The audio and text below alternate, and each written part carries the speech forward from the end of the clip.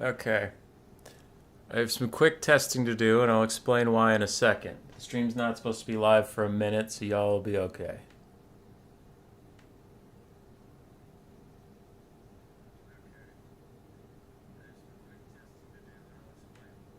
Okay.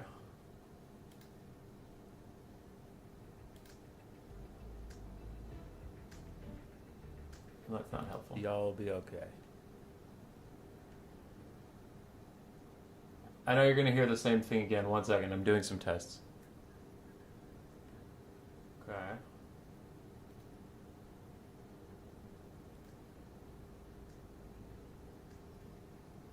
That's not helpful. Y'all will be okay.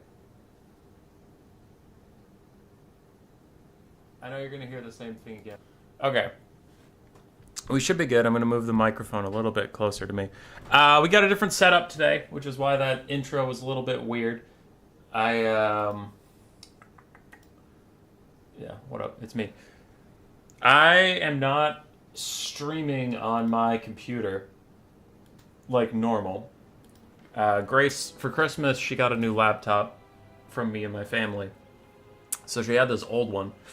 So I borrowed that, and that is running the stream right now, and it has the YouTube up. And my computer is providing the stream source and then Warhammer and Photoshop. So I'm trying to divvy the tasks between two computers because, as Cyrus mentioned, the campaign stream we had, yes, my computer blew up, but it wasn't like a permanent blow up. Its CPU hit like 110% for a bit, and it crashed. And then I couldn't turn it on for like an hour because it was overheated. Like every time I tried to turn it on, you get a black screen that says like temperature too high. But after it cooled down, it was fine again. And I did some investigations and saw some troubleshooting reports and whatever. And it was Google Chrome. There's been a ton of drama around Google and YouTube. But if you have an ad blocker on, certain ad blockers, I know people are going to tell me to get the right one. Fine, whatever. Not the point. If you have an ad blocker on, even if it's disabled on the page, if you have it installed, Google will do some shady shit and shut down your PC, which happened. Now, I've since uninstalled my ad blocker, but just in case, and even so, Google Chrome still takes up a lot of my CPU. I am going to start using what some other streamers do, where you have two computers. So I can see chat on Grace's laptop. And I don't have YouTube open at all on my main computer. This is going to take some getting used to.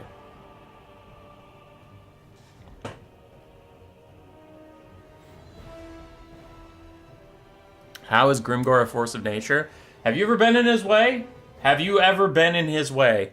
It's like a mountain's coming at you.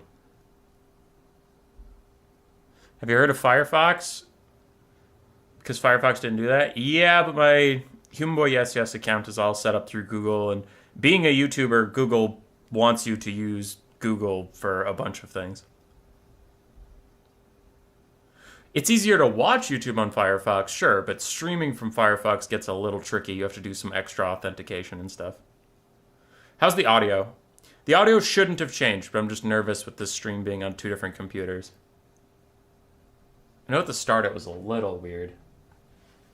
I'll undeafen for a bit. I'm just nervous with this stream being on two different computers. Okay, it sounds alright. So, anyway, I'll appreciate your patience and your feedback, either in the live chat or in the comments. I'm going to have to try and get used to... I'm going to try to get used to looking for chat down here, because my muscle memory is screen here, chat here. Now it's going to be screen here, stream there, chat down here. But enough about this. I'll get started on what's actually going on today. We have one of our long-running, for fun formats. It is the faction face-off. We get two thematically similar teams and pit them against each other. Now, how this works is it is like dodgeball. If you don't have dodgeball you're from, let's say everybody fights the person across from them, right? So if we have Koala fight Patrick, Button Eyes Mark fight Rider of Rohan, etc., etc. Let's say Koala loses, and then everybody else on the Undead loses. Now, in a traditional format, this would be over. This would be done. All right, score is 5-1. The forces of nature win. But that's not what we're doing, because Patrick would fight Button Eyes Mark. Maybe he beats him. Patrick would fight Crested Karkara. Let's say he beats him. Patrick fights Nalnish. Say he beats him. Patrick fights Anthrax. Let's say Anthrax beats him. Now it's over, and the Undead lost because all of their people are gone. So teams fight until there's no one left alive. The Undead are reigning champions for quite a long time. I believe this is their fifth time competing in a row. I don't know. They're on a long win streak. We'll see if it'll end today. The Varga Blarga Blarga Blar. We might see it. There's 2 Beastmen in here. All right, let's pull up these replays. Let's get it. So we do have an Aryan on the side of the Undead. That was just kind of me having a bit of fun. One of our Undead players dropped. They had to replace him. Actually, 2 dropped. Complex Slayer hopped in for Segos, repping the Tomb Kings. And then Rider of Rohan hopped in for... Rainy Frog is just not active in the game right now. So we replaced him. And Rider of Rohan's a very fun guy and a good high elf player. And I was like, an Aryan, if you don't know who he is, he's the original elf. Like, he's the original Phoenix King, stop the demons, all that stuff. He's been dead for a long time. So I'm like, hocus pocus, Nagash magic raised him from the dead. So that's fun. So yeah, Rider of Rohan's playing the Undead High Elves. Button Eyes Mark trying your Greenskins versus Dwarfs build. Good luck to you. It's still a hard matchup. Like, the build I gave you is some of the best you can do with it, but it's not like it's going to be easy. So good luck. Mark. All right, I got to find the first game. Koala versus Patrick. Celostra Deerfawn versus Morgar the Shadowgave. Here we go. The builds are not predetermined. The only thing predetermined is the lords. Before we start the event, I ask everybody to pick a lord. If it is a generic lord, they give it a name just so it's a bit more fun to cast. Instead of generic beast lord, it could be like Gary, the beast lord.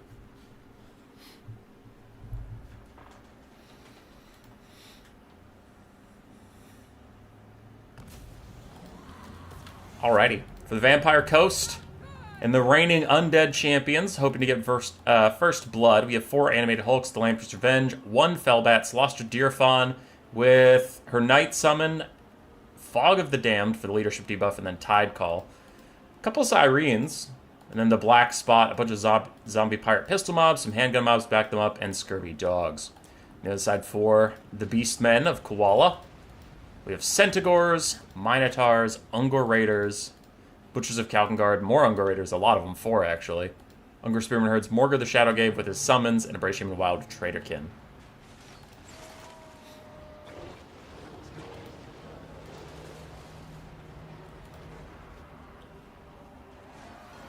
When we gonna finally see your Skaven Heel Kite? When I'm fucking dead. Alright, the Beastmen Hordes sitting by as the animated Hulks and Lamprey's Revenge crash into them. Their spears will do pretty well in these matchups, but in general, Ungor Spearman Herds are just not great units. You need them. You need them for your composition, but you're not expecting them to do really good work, and we can see these guys getting crushed by Lamprey's Revenge, even with some archer support. Traderkin Overcast onto Celostra. On foot, she has a tiny HP pool, and no healing whatsoever, so that damage is going to stick. Already the Terror Routes are coming in, though, as the Ghost Knights appear on the back line. The Beastmen northern flank is entirely collapsing, and the southern flank is not looking so good either. We do have to get these Minotaurs and Centaurs into combat. They need to start countercharging, but it looks like they're a little slow on the draw. Morgar does throw out one of his Chaos Spawn summons to try and provide a little bit of unbreakable mass to support that front line, though. The front line's not really supporting anything anymore because everything's routed. With the Fog of the Dam further lowering their leadership, it's just not going well for the Beastmen. Centaurs and Minos now getting activated, jumping downhill. Dogs and Syrenes teaming up on these Minotaurs, great weapons. But in general, the Centaurs have been struggling to get involved. Need a little faster clicks, a little more micro on those guys, as we have a couple just watching the game go by. Now they're starting to get activated to those tactical reserves showing up a little late. Bounce power is still even, which is surprising considering the summons out from the Vampire Coast, but I suppose they're matched by the 2 Chaos Spawn summons. Oh, that's really unfortunate! Morgar's involuntary Chaos Spawn summon triggered off of the dying Ghost Knights, it looks like, which is not at all what you want. You want that free damage to show up on a unit that's real, not one that's fading away just due to a timer. Beastmen are entirely routing, and still the bounce power is about even. Butchers and Calvin Guard starting to get into the back line and disrupt some of these pistol mobs. As the Trader King caster gets isolated by the Lampius Revenge, he will probably die. Centaurs are finally catching some of these handgun and pistol mobs, though it might be too little too late for the Beastmen. Might be. Do have some rallying. If these archers can turn and fire at the dogs, maybe they can bail out these Minos and the other archers and whatnot. One of the spawn summon has failed, the Butcher's Calvin Guard continuing to push on. Though these handguns are also not shooting as much as you would like. They need to turn and really face the Butcher's Calvin Guard so they can get good shots off. The black spot is going to finish the Trader King caster, which was your guaranteed damage onto Celostra Deerfawn. That prediction already doesn't seem to age too well. There's a second Beastman player too, even if this one falls. There's always more. There's always more Beastmen. Hey, Samarak, how you doing? For the Beastmen, we do have some rallying backfield compatriots, though those dogs are going to finish off the Minotaurs. And it looks like Syrenes over here are just chilling as well. Butcher's Calvin Guard now routing, which is problematic. And Centaurs continue to eat through these handgun and pistol mobs in the backline. These guys have killed 2 or 3 different units on their own. I don't know what the Beastmen are going to do about the Lampius Revenge at this point, and there's still a lot of handguns alive. I don't know. Morgar bailed out some archers, which is fine. We do have a pretty healthy Minotaur left. I guess that could deal with the Lampius Revenge. And the amount of Beastmen rallying on the far side is getting concerning. They have to get activated much more quickly. That is something we're seeing throughout this whole game, is that the Beastmen, a lot of their units just tend to stand around for a bit too long and then get activated, but we gotta have everything moving in synchrony if they're gonna win this game. Syrenes on the high ground dealing with Centaurs. Centaurs probably want to peel off and go kill the dogs, and then let the Syrenes grind through Spearmen while you shoot them with archers. It'd probably be a good way of dealing with this. Archers still firing back against the handgun mobs and the other Syrenes. Celostra throws out another Fog of the Damned, lowering their leadership even further, so these pistol shots might be able to get rid of the Ungor Raiders yet again. And then if they rout 3 times, they just shatter. You don't even have to kill them. Minos and Centaurs finishing off more gun mobs. There are still 2 handguns healthy, though, one of which is the black spot, and those will be problematic for the Beastmen forces to kill without archers, because they are halberd units mixed in. Syrenes and dogs cleaning up that top flank. We still have some archers and spearmen herds that need to move. No, I'm not into trains. Why do you ask? What? What? He said entertained, not entertrained. What are you on, drugs? Anyway, Butcher's Calvin Guard getting last samurai a bit as they charge towards these handguns. The black spot are busy dealing with Centaurs while Syrenes chase these guys around, providing that I think they had their speed reduced by these guys' little... Oh, they don't have Frostbite. I think they're the only ethereal unit that doesn't have Frostbite. Interesting. Well, with the Minotaurs dead, I really don't think that there's a way for the Beastmen to win this game at this point. There's just not a lot left. I mean, it's just Morgar. Bounce power is artificially in the Beastmen's favor. I think that's just being a bit silly, as everything's going to get cleaned up from this point. We have some almost dead Spearman herds and a full health Morgar. That does not a winning formula make.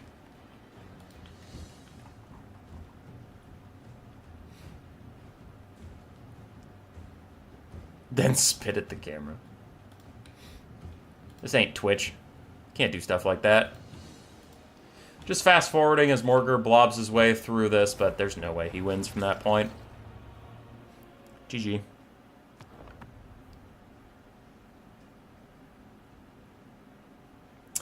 Samarak? No. No. I refuse to believe this. You're taking the L on this one. Everything's your fault. For the Vampire Coast, their handgun mobs did fine. The pistol mobs also did pretty well. Lampius Revenge did great. And that is that. For Koala, his Minotaurs got some kills whenever they got involved, but they were just a little slow on the draw. Definitely played too passively in the early game, and then when all of their support was gone, they got active, and that was just too late. And they got surrounded by guns and shot to death. GG. GG. And that is first blood for the Undead.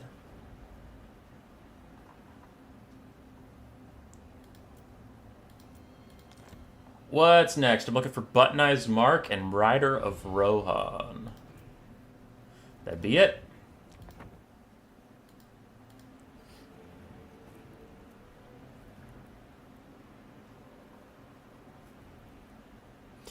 Krokgar versus Anarian Reborn. Oh my goodness, Mark also took Getblom's Terror. Oh no. Oh no. Why did he take Getblom's Terror? And he didn't take a caster! Mark, no!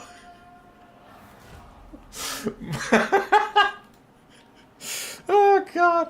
Dude, I know I said it was a for fun event, but Jesus Christ, not taking a caster and taking Getblom's fucking Terror. There it is. Okay. For the Lizardmen, we have Getblom's Terror, the ROR Carnosaur that has Vanguard, and it can stalk in the trees. You won with the Lizardman, with the Greenskin build? Fuck yeah, dude. How did it feel? How did it feel? Was it good? He wants the Vanguard T-Rex. All right, we have Ripperdactyls, Feral Cold Ones, some Skink Cohorts, some Saurus for a bit more grinding power, more Feral Cold Ones, the Colossadon Hunters, Ripperdactyl Regiment of Renown, and then Krokgar on his T-Rex with Hand of the Gods. For Rider of Rohan and his High Elves, have some Laud and Seaguard, Towns of Torquelada, a couple Lyran Reavers, more Laud and Seaguard, the Pure Main Company, a War Lion of Christ, just the regular, Silver and Guard mixed in here too, and then the Prince, this is Anarian, on his Star Dragon, with all of his melee buffs, and then a Life Caster with just Regrowth. Oh, there's a Sister of Avalorn sprinkled in here too. This is a little bit of everything High Elf build, just sprinkle a bit of that, a bit of these, some of those. See what happens.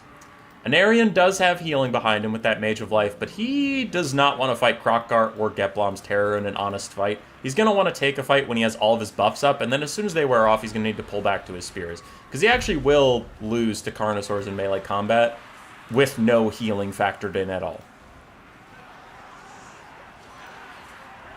I killed 3 of my units with friendly loons. Damn it, Mark! But whatever, you won. It's fine.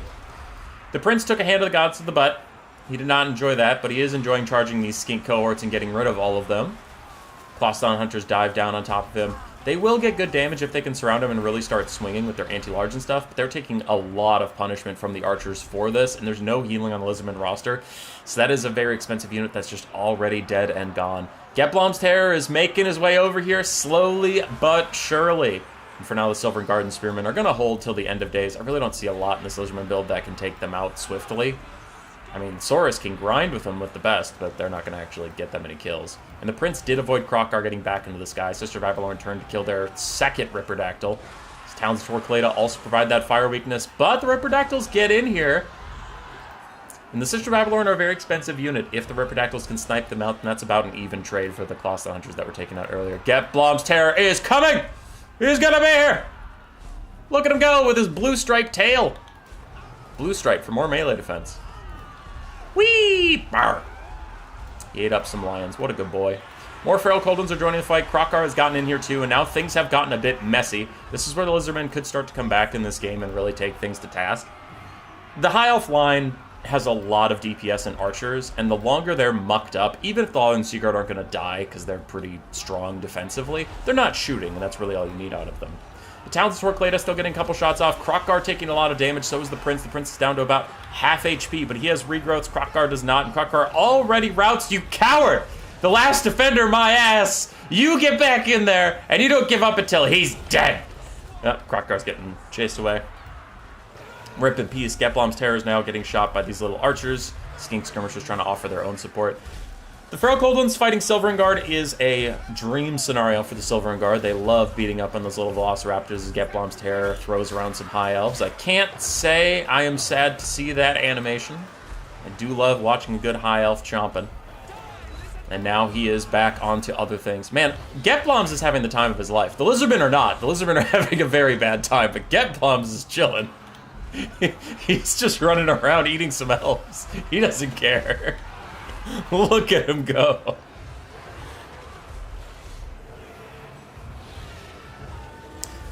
Saurus getting effed up by the bows, yeah, a little bit. I imagine there's a Dragon Breath attack coming for Getblom's Terror that'll end his reverie and maybe the game even? Oh wow, the Prince is just going for it. He has Foe Seeker pop, but none of his other melee buffs. But still, he is fighting Getblom's Terror on his own support with a couple archers occasionally shooting in. It's not like Getblom's is that scary in melee. And aside from the big spooky T-Rex, everything else for the Lizardmen is dead and or dying. We have a healthy Saurus Warrior, that's about it, as Getbloms is about to rout, and when it routs, I think army losses will proc here. We'll see how good he can do for now. As the Eagles, Gandalf, the Eagles are coming to support the fucking T-Rex, because that's Warhammer. People are like, man, this game is buggy, man, this game sucks. I'm like, where else can you get a T-Rex to fight a dragon with pterodactyls helping him out? I mean, come on.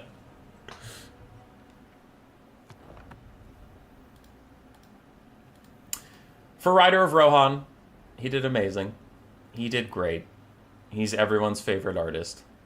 His high elf build held together. It was just constructed well. His prints did great. For Button Eyes Mark, it was Chad. It was Chad, but it was too courageous, too bold, too innovative for our times. We were not yet ready for a build this spicy. And that'll be 2-0 start for the Undead.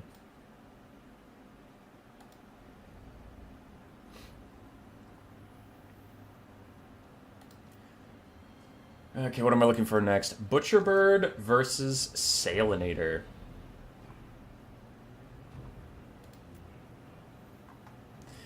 I have replays for my Vermin League playoffs. I have replays for Faction War, and I have replays for Faction Faceoff. So I'm sorting through a lot of replays right now. All right, just give me a second. Give me a second. All right, let's go. There it is.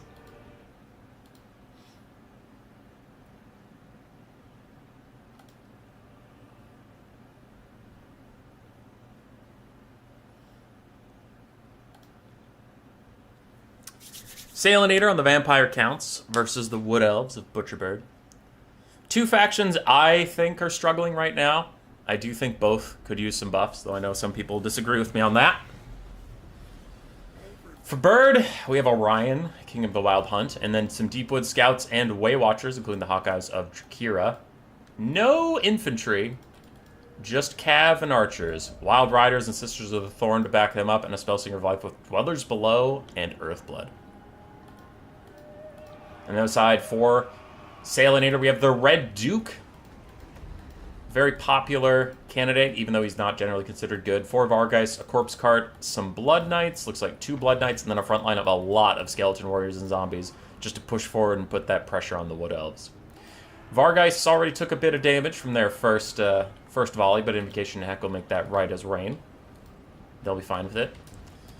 And the Wood Elves going to have a tough game ahead of them. They have to be effective on their cycle charging. They have to be really effective on their ammo usage.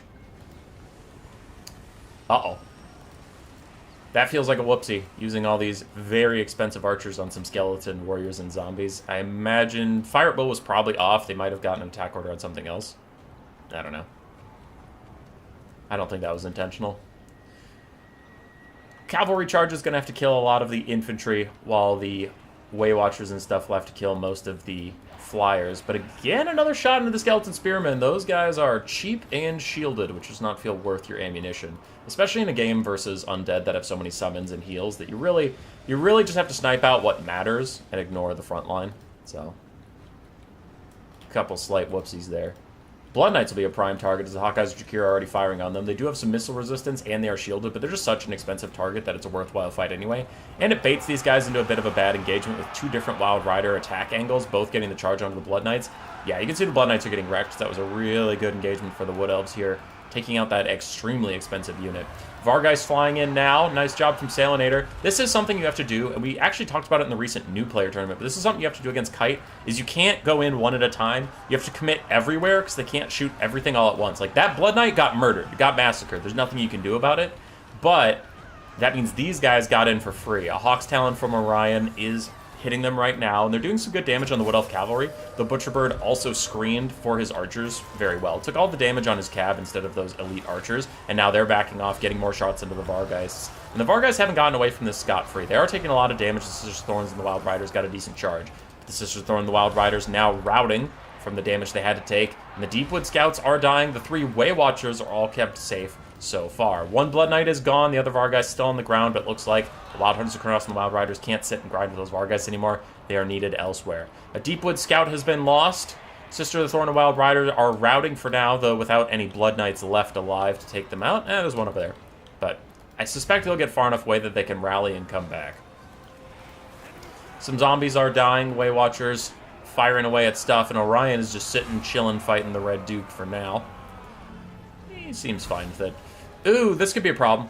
Spellsinger of Life got left behind in the shuffle. Now Vargeist have her fully surrounded, beating her up, knocking her down. We'll see if any of the archers or cav can come save her, but it looks like they're very busy keeping themselves alive.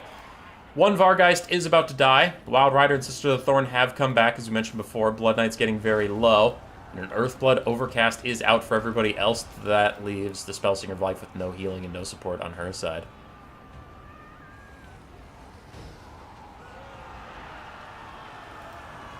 Skeleton Warriors close to dead. Blood Knights also close to dead. And this Vargeist that dove back here is also dying. So everything back there for the Vampire Counts is not having a good time. But the Red Duke is continuing to whittle down Orion slowly but surely. And the Undead Horde's just so much chaff infantry is constantly pushing these Wood Elves back closer to the White Line. Which is good for the Undead. The Undead don't care about the White Line. They're never going to rout off of it. It's fine. But the closer you get mortal factions to the White Line, it means if you ever do rout them, they have less range to retreat and come back. Spellsinger is shattered. No more healing here for the Wood Elves. Waywatcher's still trying to fire in and kill off the Blood Knights, it looks like. And if they succeed at that, this could be turned around. It definitely looks Vampire Count's favored right now, but like, that Vargeist is just about dead. That Blood Knight's just about dead. And then there's a full health Vargeist that's really just 2 volleys from these Waywatchers away from death. And then after that, you have a bunch of shitty-ass chaff you could kite forever, or Orion could try and clear up. Oh, there's another healthy Vargeist. Yeah, it's going to be brutal. But look at the damage they can do on the Vargeist when they get a good volley off. Oh, it's nuts. Losing Caster was brutal for the Wood Elves, and now the Vargeist are coming in to keep chasing down these Hawkeyes or Jakira. The other Way Watchers running away as best they can. Wild Riders and the Wild Hunters Kurnoss going to route straight off the map. And it looks like it's all Ogre for the Wood Elves. Some of the Vargeists are near their heal caps, still close to dying, but they're not finished off just yet. Even a Breath Attack to just do any damage at all these Way Watchers to reduce some of that incoming damage as they are filling these Vampire Counts full of lead. Oh my god. But yeah, they're getting pushed against the edge of the map, which is really, really bad for them, especially as their leadership bars are dipping further and further. Orion's still trying to fight his way clear of a bunch of Skeleton Warriors and zombies. Man, I can't get over how much damage these Way Watchers are doing to Vargeist. It's insane. They have low armor, no missile resist, no shields. It's not incorrect. I'm not saying they shouldn't be doing this much damage, but it's just really funny. Just boom! God! There goes the Vargeist. There goes some Blood Knights. The last Vargeist ain't looking so hot.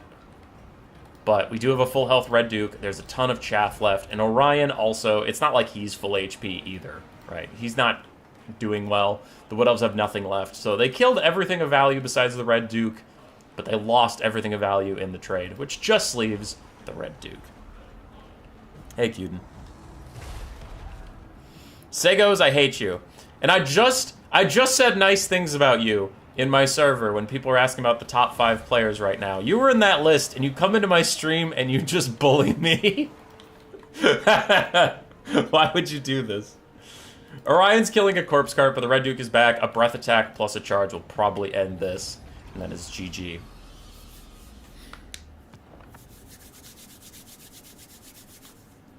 Do you think the Wood Elves can overcome the Vampire Counts kiting consistently, or is this an aberration? Yeah, well... yeah, that one didn't land. You know, it did land. The Red Duke. Got him. Vargeist's pretty mixed value overall paying for themselves if you add them all together. Blood Knights did okay. Red Duke did pretty well. And then the chaff was just there to be chaff. On the other side for Butcherbird, Orion did not do very much, unfortunately for him. Way Watchers got really good value. Deepwood Scouts got picked off. And then the Wild Riders and Sisters of the Thorn did their best by the Way Watchers' time. But it was not enough. Undead with a 3-0 start. Can they be stopped by Mortal Man?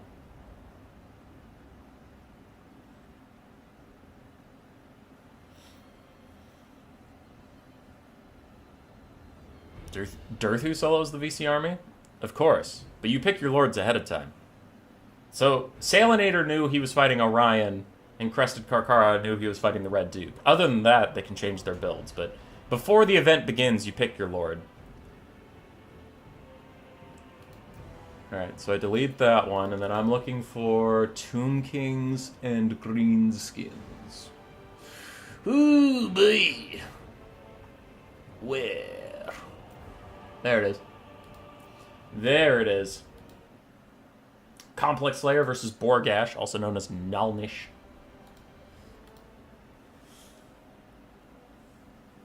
Only the 3 big boys left? Yeah. Nalnish is going to have to put on some shit unless the Undead are going to sweep this. Nalnish is going to have to get a W for the boys. In a very strange greenskin build. Very strange. 2 Doomdiver catapults, which I have railed against for many an aeon now. I think they're trash. No matter how many buffs they get, they still are trash. Savage Orc Boar Boys, 4 of them for a bit of mobile pressure. Durusty Errors, 3 Savage Orc Biggins, 4 Goblins, Grimgore, and then an Orc Shaman with Edbot and Brainburster. Love it. Ooh, and a single Stone Troll.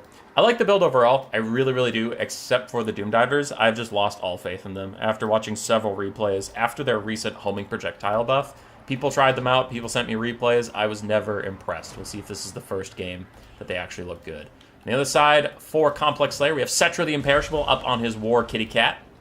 Chosen of the Gods with Sharp to Great Bows, 2 Sparkle Stalkers, one of which is the Eyes of the Desert. We do have a single Screaming Skull Catapult, a Necropolis Knight, Chad, some Nekar Horsemen, Skeleton Warriors, and the Tomb Guard. Both builds actually pretty innovative. Don't see a lot of Necropolis Knights, do not see a lot of Cetra on his big kitty cat. So that's kind of interesting. And on the other side, of course, we have 2 Doomdiver Catapults and Grimgore. What up, Bavarat?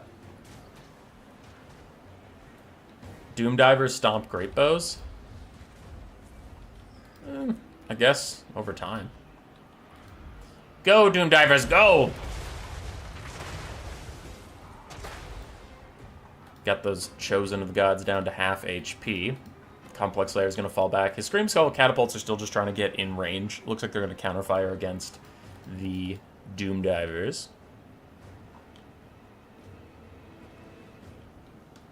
We'll have a little bit of an artillery duel.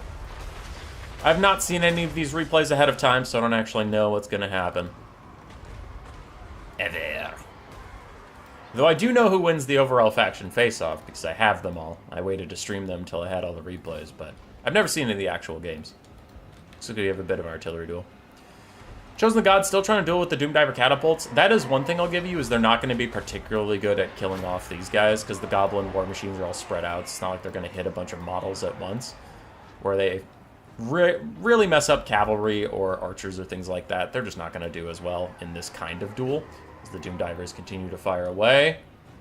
And they're now shooting the Scream Skull catapults, and they're taking out models quite quickly. Scream Skull's already down to 2 models left. Their HP bar is fine, but those Doomdivers are aiming for the actual catapults, knocking those offline. And the Greenskins are winning the artillery fight. Do you have difficulties with weird 3 picks? Someone did Tomb King's Corn and Greenskins and I lost. No, not usually. I have more problems with the meta stuff. If people go like Kislev, Dark Elves, High Elves, I generally struggle. But I'm bad against the meta factions right now. I've never been good against Dark Elves and they're strong right now. I've never been that good against Kislev and they're strong right now.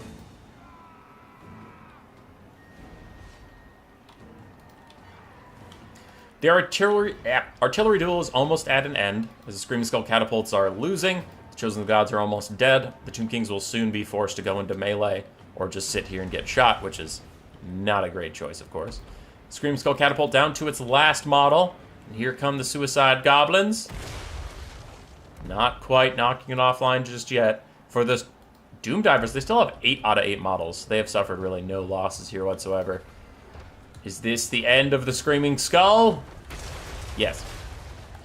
Tomb Kings are out of range. They gotta move up. There was a time when Dark Elves sucked. Yeah, kinda. In Warhammer 2, there was a long period where only Ice Power Total War was playing them at all. And even towards the end, they were kind of meta, but they were meta with one specific build, and they were only meta because they countered specific factions. They weren't, like, meta because they were actually good. It was just, can Marathi double Manticore and Forged Scourge Runner Chariots carry X game? If yes, good faction. If not, bad faction. I don't think Complex Slayer has realized that his Screamstone Catapult is actually dead yet.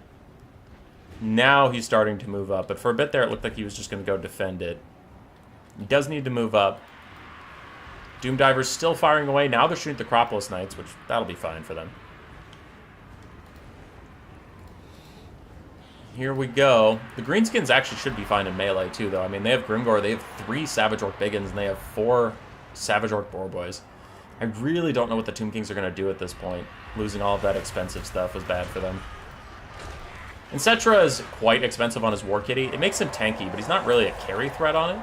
Your Nexus popped from Grimgor, taking his melee defense to 0 as he piles through some Savage Orc Biggins with their anti-large and high weapon strength. They could actually do a lot of damage to him despite the fact that he has 95 armor. And he does Path out of here. He's going to wait out that debuff, so nice stuff from him there.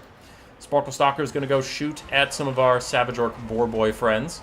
Their physical resistance will do nothing to help them against the magic damage of the Eyes of the Desert. We'll see if they can get a charge on those guys as soon as possible. First Wah is out. ITP and better stats for the whole front line of the Savage Orcs. And these guys are currently cleaving the Kepler Guard with the help of Grimgor. Looks like the Savage Orc Boarboys did not notice the Sparkle Stalkers since they were stalked as these guys were getting their orders to move around onto the sides. But now they are seen. Savage Orc Biggin's going to try and get over here, and they'll beat up the snakes rather quickly. Sparkle Stalkers are super squishy in melee combat. Cetra providing some terror while these guys get shot in the back. Might rout some of them off, though he's currently surrounded by Stone Trolls and Savage Orc Boarboys. Those guys are backing off, but I was just trying to say he's surrounded by a bunch of masks having trouble moving, and Grimgor is getting closer and closer. Nadkar Horsemen, though, get into the back line. Nice job taking out both those Doomdiver catapults. That's a good way back into this game, shutting down those very expensive artillery pieces. They used a lot of their ammo, but no reason to let them keep shooting. Necropolis Knights right off some of these guys, and Nadkar Horsemen are closing in on the Rusty Errors. If they can shut down even more of the Greenskins' range, they can try and drag this game back, because they're put at such a disadvantage early on. Savage Orc Boarboy is going to get a charge on the Sparkle Stalkers as they get shot by magical snake blasts. Once they get into melee, they'll be fine. Sparkle Stalkers do have bonus versus large, but the Savage Orc Boarboys should just have good enough armor-piercing stats to get through the snakes, but their leadership is faltering. And they're starting to get some damage back now, but it actually is too little too late. They're really not getting very much done versus Sparkle Stalkers. I am shocked about that. The Stone Trolls grouped up with Grimgor and the Orc Shaman, but are the Tomb Kings coming back? The Greenskins are routing on a lot of fronts. Their Savage Orc Biggins, one of them's already gone, the other one's also losing. And both Sparkle Stalkers have overall done well. The Eyes of the Desert are now fighting the Savage Orc Boarboys. There's a second Wah, giving them better stats and ITP to not rout away from these Sparkle Stalkers. This other one is going to come shoot it in the back, though. The Tomb King's really scrapping it home in the late game. The Rusty Arrows are a lot of bounce power with their full ammo, but if they can't sit and shoot, then it doesn't really matter. And there goes some more Savage Orc Boarboys. Necropolis Knights fighting against other Savage Orc Boarboys. They're really not having a good day. The Ushabti summon for the Tomb Kings is out, which artificially inflates the balance of power, which the Tomb Kings are still behind on artificially inflated balance of power. But they are scrapping back. Cetra needs to get out of these Savage Orc Biggins, and he's trying, but he's pushing through a lot of pigs to get there. Nadkar Horsemen going to charge into the back line. Savage Orc Boarboys do meet them on the charge, though. And the Orc Shame is taking a lot of damage. We'll see if the Eyes of the Desert can catch him out a little bit here. They are getting shot at by the Eyes of the Desert, so it is a bit of a trade. They will take some damage, but they want to take out that Greenskin magic and the little bit of extra leadership that they have. Savage Orc Biggins continuing to fight to the death against the Kepler Guard in the distance, so the Kepler Guard will come out on top. And Cetra's still running around. Cetra needs to come over and rear charge these Rusty Errors. Someone has to stop them from shooting the Eyes of the Desert. This is just free damage that the Eyes of the Desert can't accept. Eyes of the Desert trying to get over this little rise so that their snake friends can support them. They can't shoot up and over and down, so they need to get on the same side of the hill as their other Sparkle Stalkers. It looks like they have, but those Sparkle Stalkers not quite going to bail them out just yet. Looks like they want to go shoot at the blob. Stone Trolls are very damaged. Their leadership is faltering. Balance of power is high for the Greenskins, though honestly they're relying on Grimgor and the Rusty Arrows. Everything else is just so taxed. For the Tomb Kings, they're about to lose the Eyes of the Desert. They're relying on these healthy Sepulchral Stalkers, the Kepler Guard with their constant regen, and Cetra as long as he can stay safe. They're not Biggins Boarboys, I believe. It's no anti-large. True. It's just Savage Orc Boar Boys. If I've said Biggins, that was a mistake, because there's also Savage Orc Biggins. There's Savage Orc Boar Boys and there's Savage Orc Biggins, but there's not Savage Orc Boar Boy Biggins, which is also a unit that exists in this game. And I love casting this game. They have very different names for everything, like Wood Elves with their Glade Guard, and their Glade Riders, and their Eternal Guard, and their Glade Guards with Spears, and their Glade Guard Starfire Shaft Riders. Fuck Wood Elves. Get some different names. Jesus Christ. Anyway, Cetra needs to not take this fight right now. He's fighting some Savage Orc Boar Boys. He did give himself anti-large because of the Jaff's Curse Blade's Overcast, but he's just alone, and now he's fighting Savage Orc Biggins, and Grimgor's getting closer, so your next debuff could come out any second. He really has to get back to his Sepulchral Stalkers, and they gotta shut down the Rusty Arrows. So Cetra needs to use his superior speed, which he's trying. He's trying to path right now, but what he needs to end up doing is get out over here, charge into the Rusty Arrows, stop them from shooting, and use the Sepulchral Stalkers to cover his back. So if the Boar Boys want to chase after him without their infantry support, the Sepulchral Stalkers can shoot them. And if they wait for their infantry support, then Cetra gets a free shot on the Rusty Arrows. That's really what needs to happen right now. Nekar Horsemen are creeping up, and there's only Goblins to stop them, so this will be a big moment for the Tomb Kings. If they can stop those Rusty Arrows and save the Sepulchral Stalkers, they'll be just fine. Kepler Guard grouping up with Cetra. And the Stone Trolls feeling a little healthier, feeling a little happier, now that they're getting free charges onto Kepler Guard, now that they've healed up a bit. But I think once the Sepulchral Stalkers start shooting, that leadership is going to tank, and they will rout away. I don't think they've routed at all in this game so far. So it's not like they're getting close to shattering or anything like that. Cetra does need to keep avoiding Grimgor, and he's trying to. Oh boy, he's trying to, but your next is out, giving Grimgor actually superior speed to Cetra. He's running faster than Cetra. No, Cetra! Now he's getting surrounded by Savage Orc Boar Boys. The other Savage Orc Boar Boys could get a downhill charge onto Cetra, the Imperishable. He now starts to run away from them. He realizes he doesn't want that fight anymore as the Kepler Guard and the Sepulchral Stalkers are not around to help him. Cetra's taking big damage from Grimgor, and he almost starts to crumble, but he does rally. 3 leadership up to 12 Sepulchral Stalkers trying to throw guard mode on to shoot at the Savage Orc Boar Boys, but it's not going to be enough. Eyes of the Desert also taking care of those guys. Nekar Horseman killing off some goblins in the distance. Cetra still trying to get to safety, and some Savage Orc Boar Boys shatter. And Cetra terror routes away the Savage Orc Biggins. He routes off the Savage Orc Boar Boys with a Mysterious Incantation of Vengeance. He gets to safety. Edbutt knocks down some of the Kepler Guard, but they're still fighting against the Stone Trolls. And Grimgor is just trying to find a fight. He just wants to kill Cetra. Cetra's like, please no, leave me alone. Sepulchral Stalkers continue to try and carry this game as the Kepler Guard are faltering. They are failing now.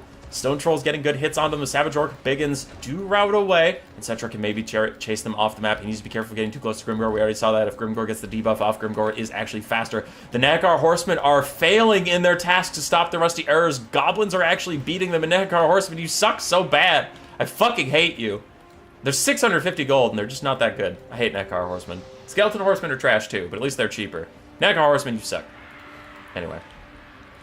My diatribe aside, Cetra is clinging to leadership. He's not grumbling just yet, and that is the Stone Troll's second route. That is the Orc Shaman's first route. Kepler Guard are heal capped, but still chilling. And the Rusty Arrows trying to set up. If they get even a half volley onto Cetra, he will be doomed. He'll just crumble away to nothingness as Usurian's Incantation of Vengeance does the extra damage he needs. He's going to rout these guys off. And the healing was critical for him. Big play from the Tomb Kings. They're back on the balance of power, baby! 50-50! As Cetra and his Nekar Horsemen are going to have to do a lot of chasing. There are Goblins, there are Stone Trolls, there's the Orc Shaman that all need to be chased off. The Sepulchral Stalkers are trying to kite out Grimgor. And the Eyes of the Desert are going to help chase down the Orc Shaman. Kepler Guard are going for round 3, round 4, round 5, round 6 with these Savage Orc Biggins that they've been fighting all game long. They're like, come here! Come here! We're not done! And the Savage Orc Biggins are like, yeah, we're done. We're done with this shit.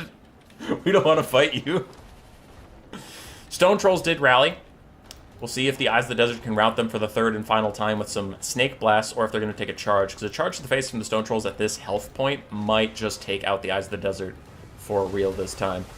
Big charge, couple hundred HP off the top. Stone Trolls barely clinging to their leadership, but if they rout one more time, they are shattered, so it does not matter. Their leadership dips down to -1, then it gets up to 14, now 17.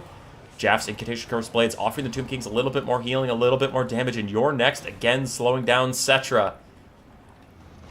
There go the Eyes of the Desert. They could not survive the charge of the Stone Trolls. A brain burst of friendly fire on the Savage Orc Biggins Orc Shaman. What the fuck was that, dude? He just bodied his own Savage Orcs.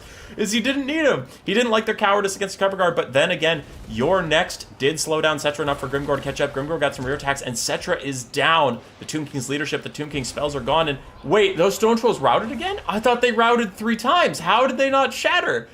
What? What is this?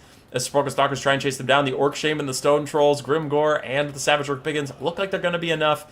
Maybe the Sepulchral Stalkers can kite it out.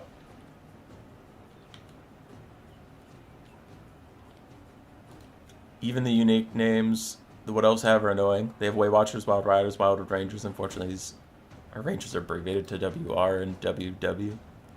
Yeah. Alright. I'm going to ×2 for just a second as Nekar Horsemen try and chase off the Savage Orc Biggins, though they are crumbling during it. Kepragard are kiting a little bit, just trying to get away while the Sepulchral Stalkers finish off the Stone Trolls. But the Stone Trolls get another free charge. They didn't get shot in the face. They got some extra damage, and now they finally shatter. That is for sure the third one, though I swore it was the third one before.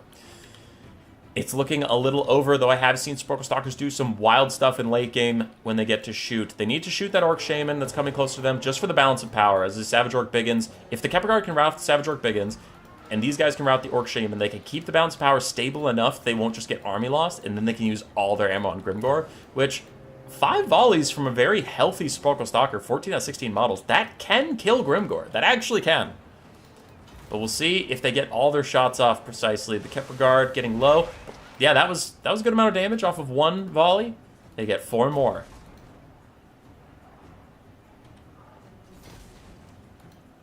They're lining up another one. There it is. I didn't see his health bar, but it looks like most of the volley missed, which is a huge L for the Tomb Kings. Not a player fault. Sometimes RNG is just a bitch like that. They're firing off 1 more. If he gets knocked down, maybe they get a second one. But yeah, look how much damage that was when it actually hit. When it doesn't screw up, oh, nice job. It obeys the attacking rules by chasing off somebody who's routing so that he can kite away from Grimgor for a little bit. But Grimgor is speedy. 38 speed versus their 50, but he is charging, which gives him a bonus. They're not actually gaining any distance on him right now, and if anything, he's closing the gap, which is kind of fucked up.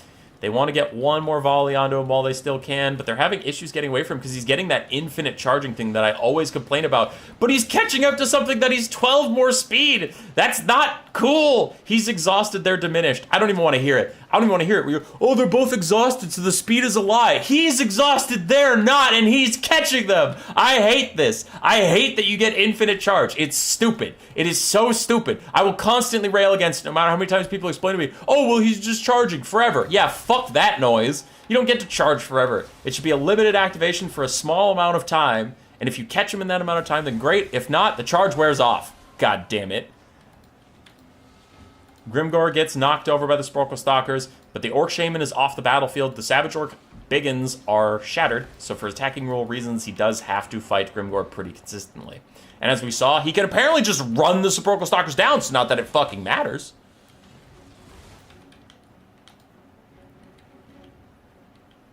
Even with ammo, they can't kill Grimgor? They actually, dude, they totally could have killed Grimgor with 5 shots. They 100% could have. They start to try and kite away now, but it's looking all but over. They turn, try and get a shot off. It's not enough, and they go down.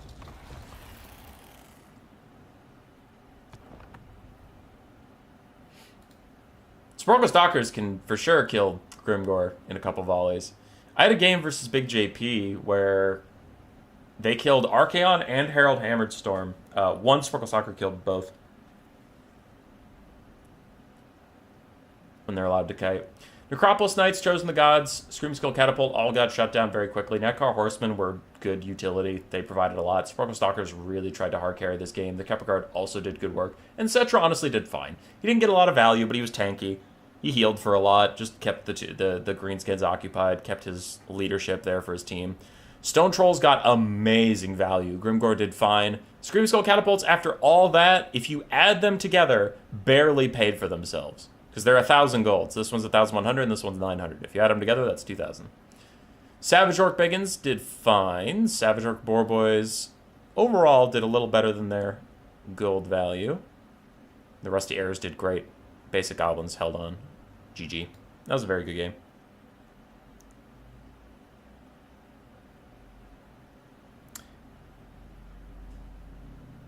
Maybe be at 1/4 or 1/5 HP. Okay, yeah. Maybe they won't literally kill him, but they take him so low that I think a Sprockle Stalker charge would knock him out. But very, very good game. It does put the Forces of Nature on the board. I think I brought you over. No, I didn't. Boop. I just crossed out Complex Layer. Force of Nature get their first W. Nalnish keeping the dream alive.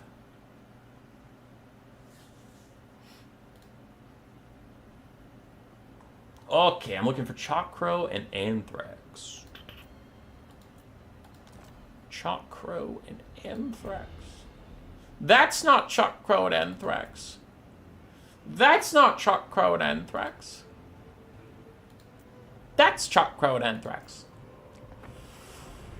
Okay. Oh, I almost had to stop the stream. We have a Jabberscythe, but we don't have the Varga Blarga Blarga Blar. Because if it was the Varga Blarga Blarga Blar, you know I'm shutting this shit down.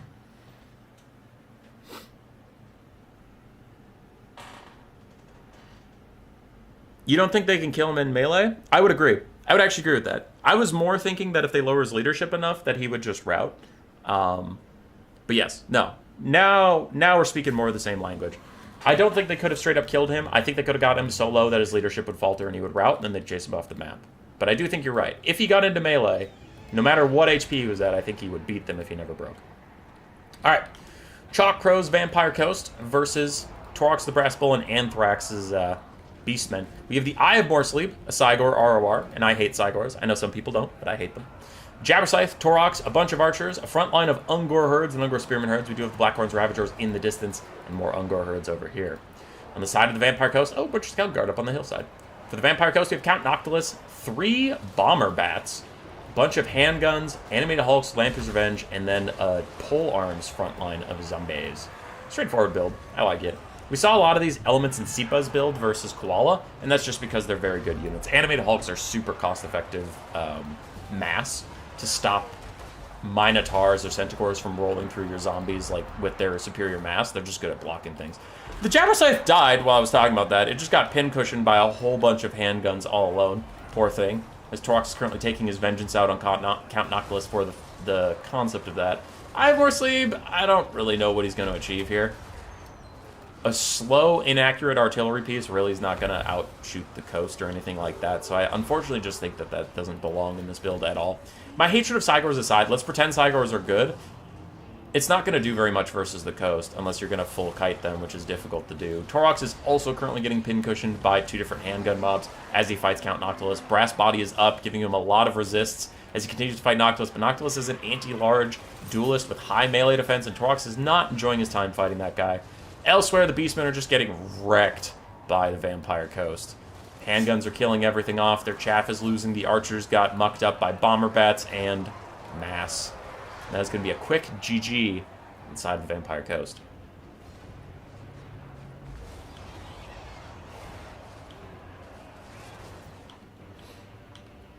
At this point, I think the bounce power is just so disfavored, and I definitely agree that I think it's over, which is why I'm fast-forwarding. I have Morsleep somehow keeping the bounce power from army losses, but there he goes.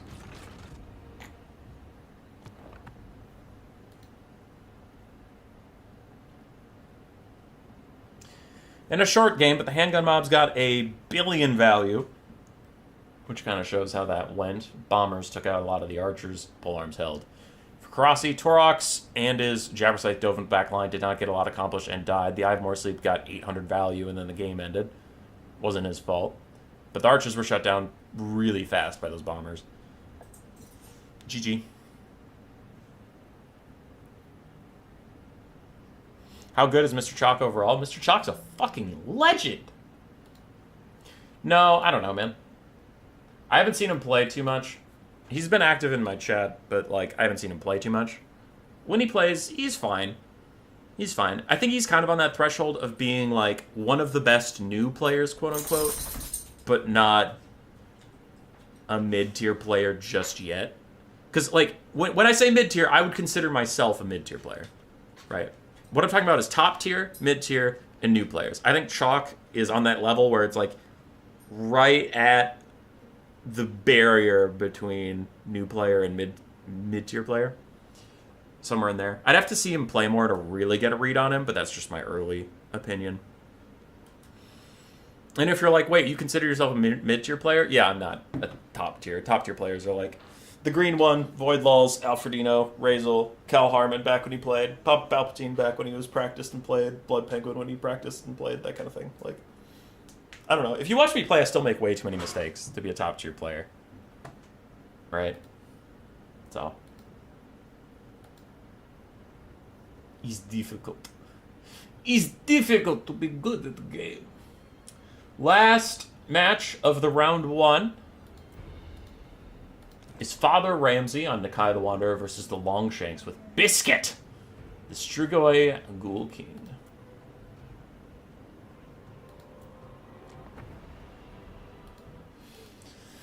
Will Nalnish be the only surviving force of nature?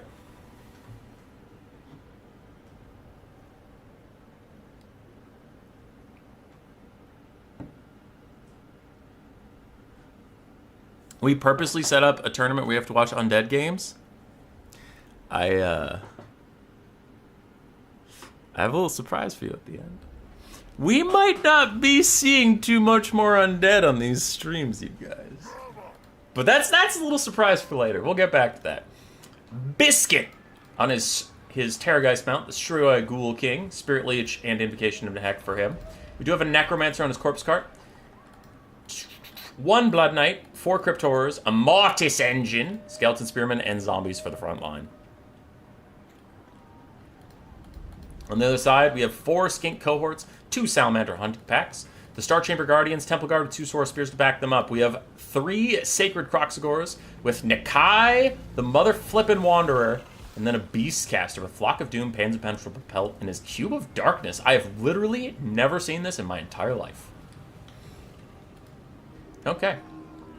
Cool. The Salamanders are going to want to find time to shoot the Crypt Horrors and shoot the Mortis Engine, probably. The Flying Lord would be nice if you can get the shots, but if he's dodging and stuff, you're just wasting your time. The Crypt Horrors and the Mortis Engine are more guaranteed value. They're just slower to dodge, and they're, you know, still weak to fire, so it's fine. We'll see how long the Salamanders can be kept alive. The Skinks and Saurs should be able to kill the entire front line if the Mortis Engine doesn't drain them down. And of course, the Crypt Horrors will also be offering a little support, but I imagine the Croxagores will countercharge them. So really, the game for the Lizardmen is support the Salamanders and let them carry. And on the Vampire Count side, it is support the Mortis Engine and get good charges with your Strigoi Lord.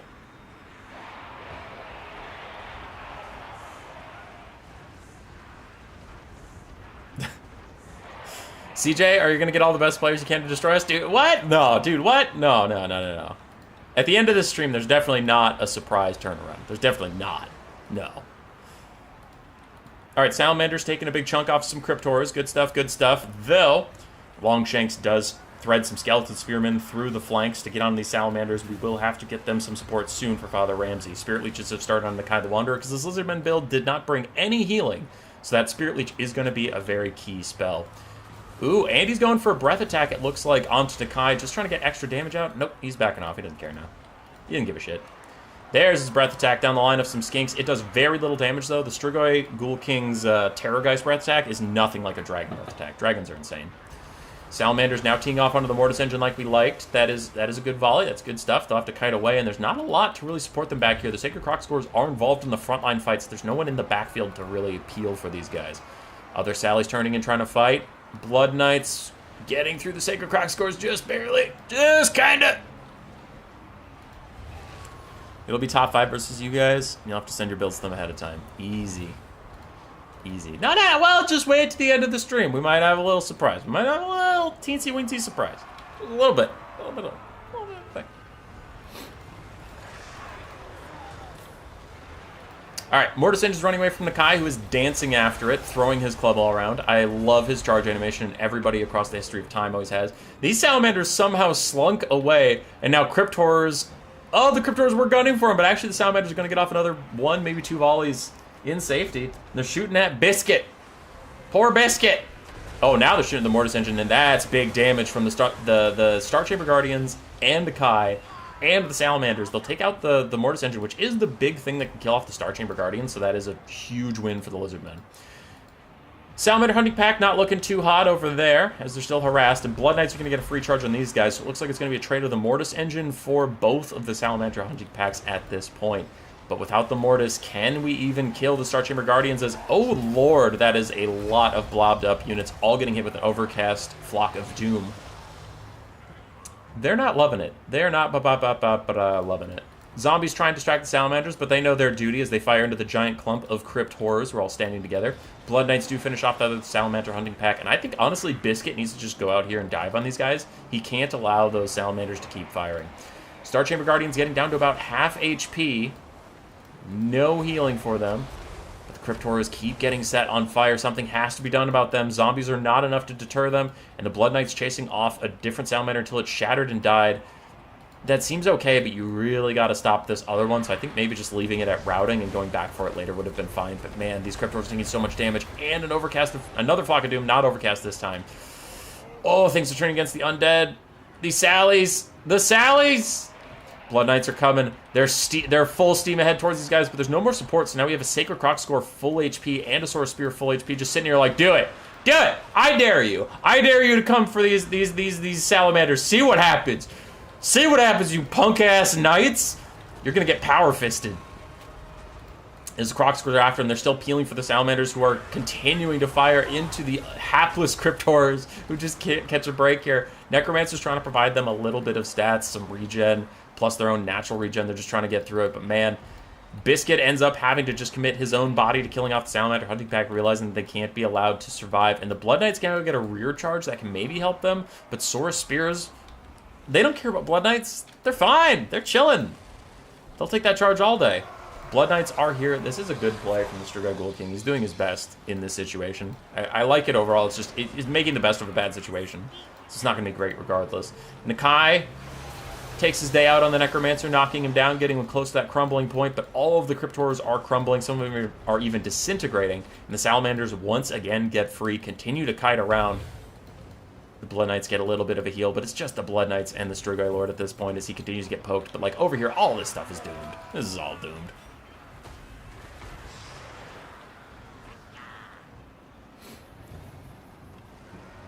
Stop doing the surprise. Dude, Rusty, you want me to do your boy Nalnish like that? As Nalnish is about to carry this whole fucking thing, you want me to just be like, yeah, Nalnish does it. Don't watch the games, just leave. Don't watch Nalnish be a fucking G, just leave. Can't do that. Can't do that. We all gotta watch Grimgore. Alright, at this point, Strigoi Lord's trying to charge around, trying to get away, get to safety. Blood Knights doing their best. But I don't think it'll be enough. His army losses hits. The Undead take their second L at the end of the first round.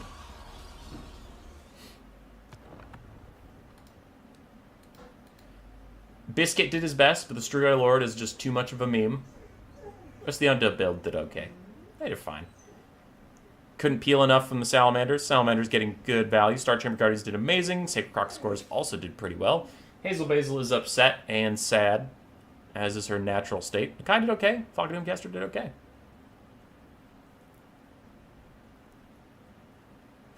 Looks like the ghouls box. Yee.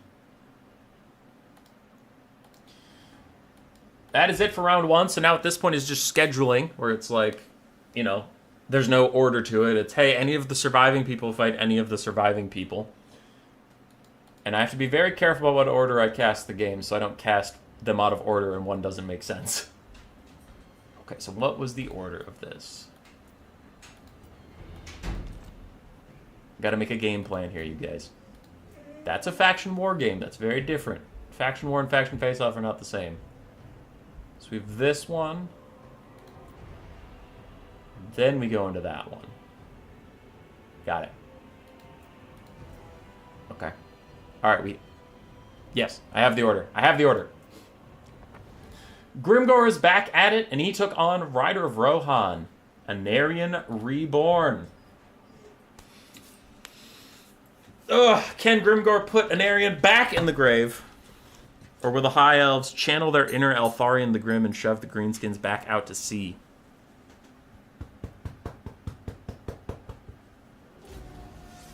Hazel is here. She's very upset. Hi, buddy. Why are you upset?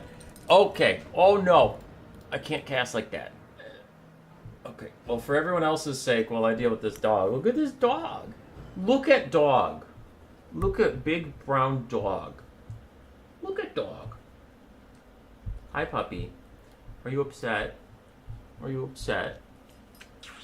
I love you. Don't know why I'm being attacked right now, but I love you. Okay, hi.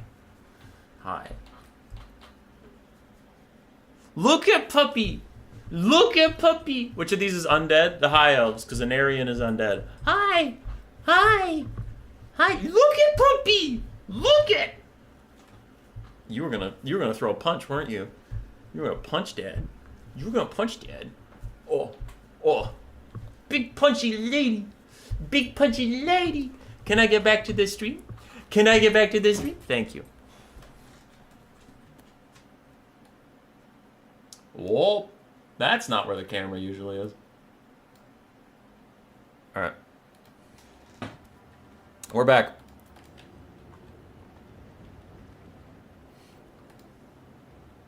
Yeah, world beater, do it. Okay. For Anarian, he's up on his Star Dragon. That is the Prince. Lothern Seaguard, Spearmen, Puremain Company, Lyran Reavers, Mage of Life, the Rahagra's Pride with other War Lions, so really sticking to the War Lions. Then we have the Everqueen's Court Guard and the Towns of Torquelada for that Sister of Avalorn plus Fire Weakness combo. On the other side for Nulnish, Morga's Mage Marauders, and Orc Borboy Biggins. 3 Orc Borboy Biggins, one of which is the Regiment of Renown. We have 2 Black Orcs, 2 Stone Trolls, Grimgor, a River Troll Hag with Spirit Leech, Fate of Buna, and Aspect of the Dread Knight, interestingly enough. Hammer of Gork, and a Goblin Frontline. Though, Goblin Frontline might be a bit of an overstatement, as currently they are a pulped meat frontline. Rahagra's Pride diving straight into them, taking them out on the charge. My goodness. The other War Lions of Krace going to fall back away from the Stone Trolls, who have come up to support. So overall, a great start here for the High Elves. Good breath attack down from Anarian. Poking the Stone Trolls a little bit. Didn't get as much damage as I would have thought, but still decent. And this could be brutal. Rahagra's Pride have that active ability they can pop to -8 leadership. It's their roar. That, plus a giant Star Dragon on their face, could actually tear out the Stone Trolls a lot earlier than you would suspect. In the backline, however, the Greenskin Cavalry is getting to work, trying to shut down some of these archers. And there's very limited supplies to stop them. There's one Illyrian Reaver back here. Other than that, it's just Lothern Seaguard. As the other Illyrian Reaver is diving into the backline with the Greenskins, and Rahagra's Pride and the other War Lions are, of course, dealing with these guys as best they can. Where did Rahagra's Pride go? There they are. They're eating up the Hammer at Gork. They're eating good. Using their little roar, gonna rout those guys off soon. Grimgor is here, though. And I'm not sure even Anarian wants to fight Grimgor. Your next popped while he popped all of his buffs. But his buffs are lasting a little bit longer than your next. He does dive down onto Grimgor now. He gets some preemptive healing? Yeah, he's getting a regrowth ahead of time as the Spirit Leech also hits him. But the Stone Trolls and Grimgor together make him actually rethink his decisions, and he backs off. Bounce power is still dead even, and I would tend to agree. Stone Trolls have almost entirely killed the Everqueen's Court Guard with some Orc Borboy Big in support. Towns of Torquelada for now are doing okay, but the Black Orcs take a big breath attack from Anarian. And the High Elf frontline is starting to falter. Some Spearmen are getting routed off. The Greenskins have full access to that backline they really want. On the other side for the High Elves, though, they did rout off the Hammer of Gork. It's not like the Greenskins got away with this scot-free. All of their cavalry is looking pretty beat up. Their Stone Trolls are also quite low. Their Black Orcs... Black Orcs are still pretty healthy, so the Greenskins can still rely on those guys for some good armor piercing and stats in the late game. Anarian is surrounded, once again, going to try and path out of here. Doesn't look like Grimgor has your next up or anything to really help with that. And where are the Illyrian Reavers? One is there and almost dead. I don't see the other Illyrian Reaver. That is unfortunate. The High Elves really need the mobility advantage. Mobility advantage versus things like Greenskins and Skaven and even Chaos Dwarves. Things with low leadership units is so good, because if you route anything, you can make sure it never comes back, like these Stone Trolls or stuff. But if the Illyrian Reavers got bodied, which it looks like they did, that only leaves really Rahagra's Pride and Anarian himself able to chase things down, which isn't worth their time. They're just too expensive to be spent chasing down, like, goblins and shit. But if the Greenskins are allowed to keep coming back, we'll get big charges like this. Like Orc Borboy Biggins charging against the Prince, who is nerfed by your next and hit with his Spirit Leech as Grimgor comes in 2 to chop him down. Anarian, no! He's taking too much damage, and the Stone Trolls even peel off to try to keep him in, but a brutal charge attack from the Prince tries to get him to safety. He's still surrounded by mass. He can't path through, and another was out too, giving ITP to all the Greenskins and better melee stats. Anarian is getting chopped down. He's getting taken out. Can the Pure Main Company bail him out of this bad situation? The Towns of Torquelada also having troubles firing. They're just too surrounded by people. Oh, the Prince is taking so much damage. Rahagra's Pride are routing off Stone Trolls, routing off Orc Barbarians in the distance, but what can they do against the Black Orcs? What can they do against any of this stuff? As goblins push onto the Lothan Seaguard, trying to stop them. Lothan Seaguard are firing into this big clump, and Anarian breaks free. He has plenty of healing he can receive if the Life Mage is able to cast it on him. He's trying to get back into the sky, but those Orc Barbarians are not letting him go. Just chasing him down, chasing him down. Some lions sacrifice their lives to distract the pigs and let Anarian get back into the sky, where he does have another breath attack, and this is a nasty blob from the Greenskins, where a breath attack could do a lot of work. It looks like Rider Rohan is setting it up. There's the breath attack right on time. Does a bit of poke to the Black Orcs, but overall not as much damage as I would have expected, just because Anarian didn't, like, pick the right angle. He just picked a Black Orc and shot at it, but it wasn't the key one. Not his, like, not Rider Rohan's fault. Breath attacks are a little weird sometimes, where it's like, I wonder which model I'm going to aim at. Anarian dives in, routing off the Stone Trolls, routing off the Goblins. Black Orcs will be fine. The River Troll Hag even going to get a rear charge onto him. Where is that regrowth? There it is. An overcast regrowth right in the nick of time, as Grimgor and his Black Orcs are going to rout off this Mage of Life. That might be her last act in this game, but it was the most important one.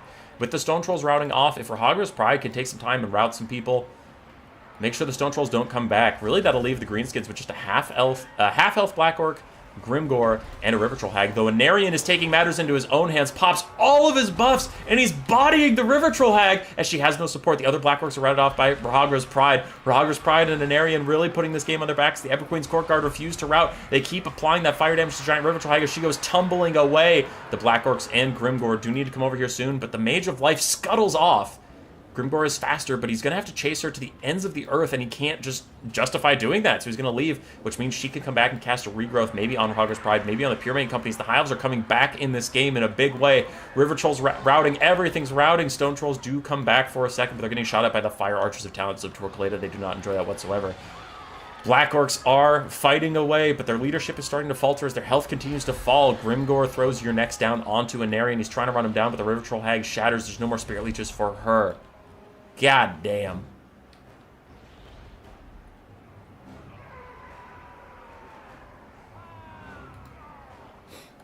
Alright, I was just checking up on chat for a second. How's the audio and stuff with the two computer setup? Doesn't sound too weird? We're good? We're good so far? There is that regrowth we were worried about onto Anarian that is going to heal cap him, but that'll still make the bounce power even worse for the Greenskins. Black Orcs fighting against the Pure Main Company. Pure Main Company are better combatants than the Black Orcs. With Grimgor's help, they should be able to prevail, if only just barely. But there's still these leadership debuffing Rahagra's Pride ring around. There's still a 3/4 HP Anarian, who is now full vigor. He's fresh as a daisy. He's going to rear charge the Stone Trolls, and the writing is on the wall for the Greenskins. They can't hang with the healing. It was close for a second there. The High Elves were just about to be defeated, but the Life Mage being allowed to escape, which just shit happens. Elven Footcasters are the hardest things to actually pin in. Grimgor's still trying to catch a real fight. Doesn't look like he's going to get it. Black Orcs are rejoining the battle, but I think Rahagra's Pride are about to kill them on the charge. There they go, with a Giant Dragon helping out. This is just going to be a chain route from the Greenskins. Goblins and Stone Trolls, then the Black Orcs, then the Goblins, then the Stone Trolls.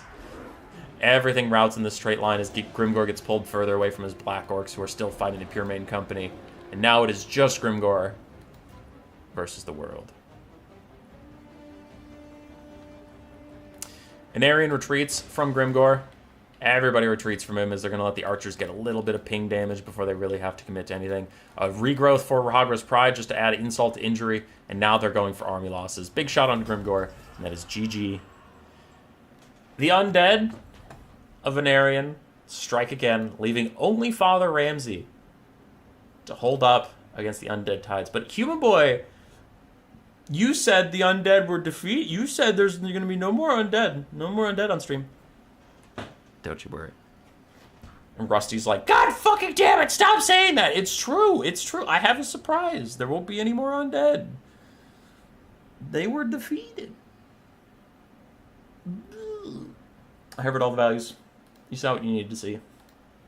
I'm leaving it. Goodbye, Nalnish. You fought great. Nalnish had two super close games. One went his way, one did not. Alright, Father Ramsey. Let's see if you can knock these guys out. You gotta kill 4 people in a row. And it starts with Mr. Chalk. Count Noctilus versus Nikai.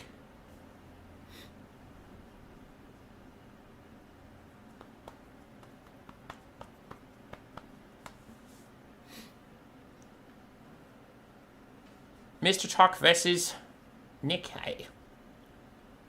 It's not much of a surprise if you know Nikai beats everyone. Who said it beats everyone? I didn't say that.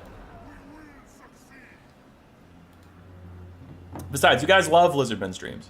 You love all Lizardmen streams. You love 4 games of Lizardmen in a row fighting against Undead. You love it. You love to watch 2 different heal blobs go at it for 4 games in a row. It's your favorite. All right. For Lizardmen, we have 4 Pterodon riders, one of which is the Pox Sentinels. Don't see a ton of them anymore. What is special about them? They have physical resistance and higher missile strength. Interesting. Colostodon Hunters, Nikai the Wanderer, some Sacred Croc scores, Red Crested Skinks, Razordon Hunting Packs, 2 of them, and then more and more Skinks, a Beastcaster with his Cube of Darkness still, Panzer Pelt, and the Curse of Honor here. So 2 buff and debuff spells, no damage spells. Inside of Chakra, we have triple Deck Dropper with Bombers, a front line of polearms mobs, a bunch of handguns backing them up, Animated Hulks and Lamprey's Revenge, Count Noctilus, and the Tide of Skjold, just for a bit of spice in the background. But it's largely the same-ish build he took versus the Beastmen. Looks like it's just a good, comfortable build for him. Zero Fool? Hell yeah. Why are you drinking out of a jar? Because jars are the best way to live your life. GG, Greven, GG. Alright, Count Noctilus did throw out his Wraithstorm onto a clump of 2 different Skinks, so he's going to get double the damage value there, though Curse of Honor here is currently getting cast on these poor Animated Hulks, which they're already not the greatest melee combatant, and that just makes them pathetic compared to the Sacred Croc scores. But Pterodons do get rampaged by Primal Roar. Oh, Nikai's Primal Roar dragged them to the ground, turning them into, like, bargain bin fucking Ripperdactyls. I mean, they killed the Animated Hulks, so good for them. Meanwhile, these other Pterodons also go into melee with the Black Spot and other handguns. They're trying to kill them off, but that is just not what this unit does. They have decent melee stats, 34, 29, so you think they do okay, but like they just do not at all. They're getting murdered by those zombies. Elsewhere, the Colostodon Hunters plus some of the Razordons look like they've taken out the Deck Dropper Bombers. That's quite nice. Maybe a Pterodon helped out a little bit here and there. And both our Razordons, they have good model counts. Like, even this one that's super damaged is 23 out of 32, so we'll see what they can do. They want to shoot at the Lamprey's Revenge. Lamprey's Revenge is a great target for them. Though, if handguns counterfire, those guys are going to die super quick. I like Razordons in this matchup a lot, but I usually keep them very far in reserve until everything that can shoot is dead, and then I pull them up and kite my opponent. This isn't the type of build to support that, so I don't think he should have left them in the distance, but that is usually how I use them here. Colostodon Hunters plus the Razordons doing really good damage to Lamprey's Revenge. Nikai is also in here with the Sacred Croc Sword, and the Lamprey's Revenge are getting smacked right now. But, speaking of getting smacked, the entire northern side of the fight went amazing for the Vampire Coast. Now they're bringing more and more handgun mobs up to support. As long as the Lamprey's Revenge can hold these guys in place for all those bullets to continue rocking through them, they are doing their job. Razordon's still trying to fire in on those guys. And how long does the coast need to fire? The Bomber Bats are left barely alive. Looks like the Colostodon Hunters went and committed to this fight before finishing off the Bomber Bats, so they're now throwing free on the Razordons. And Animated Hulks have even run up here, and now these guys are forced to kite away. They can't support the fight any longer. The Lamprey's Revenge also receive a little bit of healing from an overcasted Invocation to Heck, plus their natural healing. And the Colostodon Hunters were forced away. The Sacred Croc was getting close to routing, so the Lamprey's Revenge might actually out-tank all of that stuff. Maybe. 3 handgun mobs still safe in the distance, firing away. A Bomber Bat still has half HP. The Vampire Coast is going way up on the balance of power, and it's looking all ogre for the Lizardmen, which is strange. I wonder. Colostodon Hunter's going to rout in a second. Nikai is trying to fight Count Noctilus. It's looking all over but the crying. At this point, that is GG. I can see your confused faces. I am a rat. I always have a twist. So just hang on. We'll get through the values. All right, handguns did okay. Lamprey's Revenge did pretty darn well. And that's really it on that side. For Father Ramsey, he tried. He fought the good fight. But the Pterodons let him down in melee, which, I mean, they're not supposed to be thrown into melee, but he found that out the hard way. And that is GG. So if we go back to the scoreboard... Oh no, Forces of nature are down. How on earth could the undead lose at this point? What's that? Is that a surprise Queek head taker?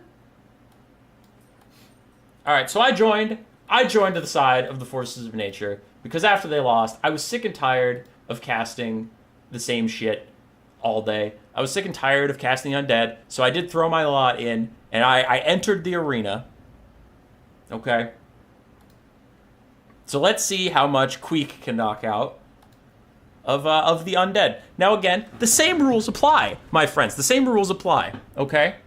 So my opponent still has to take their Lord, right? And I have to take Queek. But otherwise, same rules, okay? So if Queek wins, same rules. Nothing changed, okay? So it's fine. It's fine. This is taking a long time to load. There we go. All right. So, game 1, me versus Sipa. Same rules. Nothing changed. And we have Queek versus Celostra. Now for the armies here, we do have Queek with all of his abilities, and we have Celostra with none of hers. An interesting choice. An interesting choice from the Undead, but I can't doubt Sipa. He's a great player, a great man. Clearly knows what he's doing here. Queek is currently bodying Celostra, which is odd. It's strange. I'm actually going to play at ×2 speed because it is a foot character fight. It gets a little risky. Gets a little risky as they charge past each other a bit, but like Queek's getting there. He's doing good, and GG easy dub as Queek takes out Celostra. Boom. First the Undead, gone, just toast, absolutely annihilated. It was totally a fair fight. And the rules have not changed. Nothing changed. Nothing changed. So Sipa's out. Sipa's out, eliminated. All right, next up, just going down the line, just following all the rules, just following those rules. I fought Rider of Rohan. He messaged me and said, "Human boy, you're handsome. I love your content." And I said, "Hey, Rider of Rohan, I love your art. Your art's very cool. I'm glad when people check that out on my Discord or on his Instagram or anything like that. Like, I love that. You want to fight a normal, honest fight?" And he said, "Sure." So then we fought. So now we have Queek with all of his abilities, all of his stuff, and we have the Prince. Again, the Prince took nothing, which I find strange, but I trust Rider of Rohan. And if you think that this was rigged, then you don't trust Rider of Rohan, and you're insulting him. So just let him cook. As Queek pops all of his buffs, he starts hitting the Prince. Now, I would, if I was the Prince, I would have taken a Star Dragon or anything, but I mean, that's fine. He didn't want to, which was weird, which was strange. If you're sick of the bit, stick around for a little bit longer. There's payoff. But, like, I mean, it's a fair fight. It's GG. So Rider Rohan, fucking dead. Fucking dead. Hang on for a little bit. There is a payoff. All right. Next game versus Salinator, the Red Duke. Once again, I trust Salinator. Good guy, good friend. I told him, bring me your best. I feel like the previous two went a little easy on me, so bring me your best. Give me all you got. And he's like, you got it, Chief. Because Skaven Undead is notoriously a hard matchup, but Queek's good. He's good here. And once again, dude, I just don't understand why he brought the Red Duke. He did bring the optional Frenzy, the 100 gold Frenzy option you can give the Red Duke. But Queek, again, fully kitted out. I don't know why these players don't bring actual abilities versus me, but like, they're experts. They're experts, man.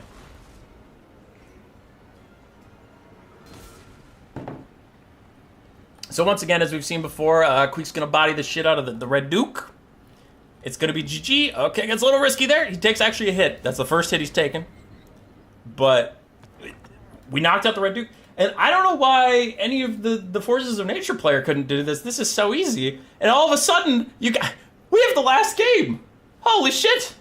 It's Queek versus Count Noctilus. And if you know the enemy's bringing Count Noctilus, Queek's actually a decent pick here in the Vampire Coast. So, like, I mean, like, let's just let it roll. And yeah, you see, you guys doubted me. You guys were like, I think the Undead are going to win this.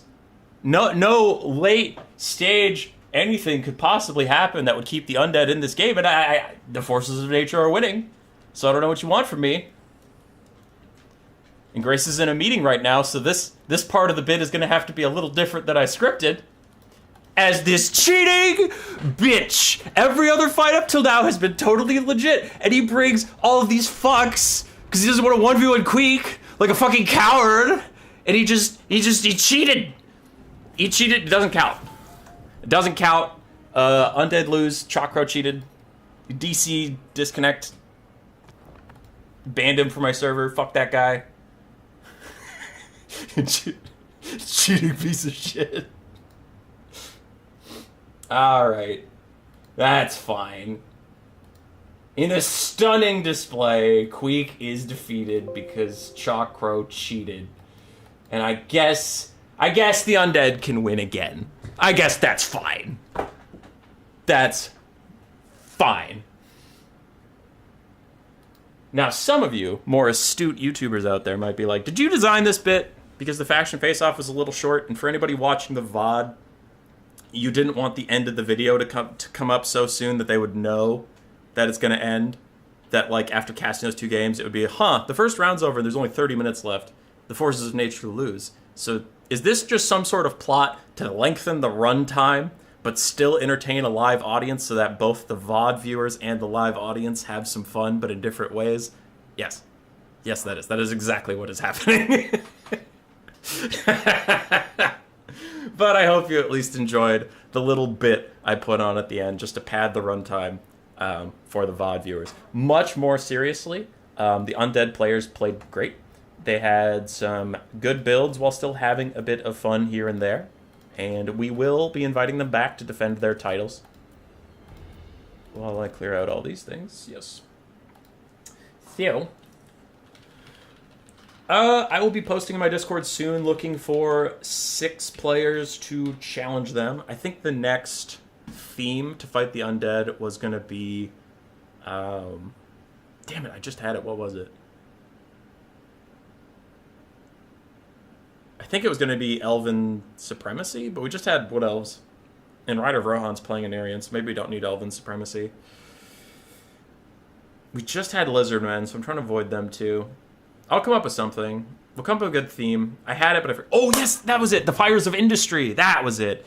It was going to be Dark Elves, Skaven, and Chaos Dwarves versus the Undead. Yeah. It was like any like unethical industrial society. So like Skaven, Dark Elves, Chaos Dwarves are the main 3 I was thinking of, just for some fun. So if you play any of those factions, keep an eye out on the Discord for that post. Or DM me if you're interested. I do try and match up the player skills. Like, on the Undead side, we have, like, 2 newer players, 2 mid-tier players, and then 2, like, between them. So I tried to match that on the other side. Like, Crested Karkara, Bird is a very good player, so he kind of nerfed himself by taking over Orion. Nalnish is pretty solid. Button Eyes Mark is newer. Anthrax is newer. Father Ramsey is not newer, you know? So I do try to balance that.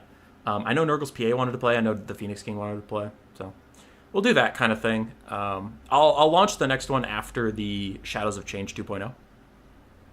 So we'll go on like a month hiatus until Shadows of Change 2.0 is up. But yeah, then we'll get that back going. As for my plans, the Faction War has 2 games left before I can stream. So let's pull that up. Don't pull up the bracket so far. If I did that, you would see all of the results. But the Faction War, if you care, this guy is decided and this guy is decided. This game has yet to be played and this game has yet to be played. So we have 2 games left before I'm going to stream. And then we'll do the top 4 live, right? But we have 2 of our top 4 ready. So once these last 2 games are played, I'll do the streams for left side, then right side, and we'll organize the live. So I think the live Faction War will be February 3rd, probably. And I'll do the replay streams next week. So the Faction War is almost done. almost. And then we have the Vermin League playoffs going right now. And one of those series is already completed. So February is going to have a lot of top-tier competitive content. The Faction Faceoff is more new player friendly, is a little more memey because I have players pick lords that aren't always the most meta. So this stuff isn't like top-tier competitive stuff. It's more for fun. But the Faction War, everybody's trying their sweatiest, their hardest. So we'll have 3 sweaty tryhard streams coming up for that. And then the Vermin League playoffs, there's $1,000 worth of prizes on the line, and everybody's going to be trying their hardest. So if you're like, man, he does a new player tournament every week, I'm sick of seeing this shit, I want to see some top tier players, they're coming. They're coming. There's going to be a lot of sweaty stuff in February, which I try to balance it out with new player content, because it gets boring to cast just meta stuff all the time. Like, it's cool to watch top tier players, but the 14th game in a row of a Dark Elf Soulstealer caster versus Imric, you're like, I get it. I understand. Healing strong.